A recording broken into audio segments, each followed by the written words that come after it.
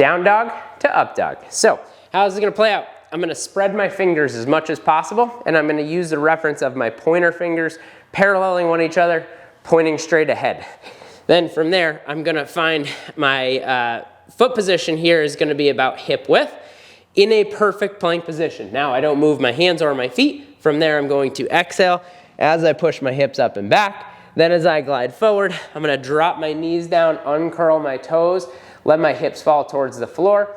And then as I'm doing this, I'm going to play with isometrically trying to slide my hands back. So the amount of tension and resistance on the ground, I'm not gonna actually move my hands, but I'm trying to imagine if I were on ice here, my hands would actually be sliding backwards. What that's gonna do, as I'm in this position with hips dropping down, is that's going to get a deeper stretch through my stomach, taking pressure off my low back. And then the visual that I'm also thinking is that there's a string at the top of my head pulling up towards the ceiling. Elbows are nice and straight, and then driving my shoulders down away from my ears. So I'm getting as long as I can here. Then I'm gonna uncurl the toes, and then I'm gonna roll over as I drive back up into my downward dog, and then reflow back where knees come down, chest peels up as I extend through. And the biggest thing is if you feel this sinking into your lower back, I don't want to feel any compression, tightness, definitely no sharp pains in your lower back.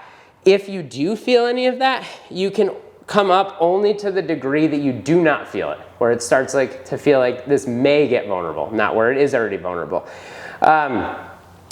So you're gonna gradually work into a deeper range of motion, and then just continue to remind yourself that I'm trying to drag backwards, as that helps to take pressure off the low back and put it through the anterior or the front side of your body.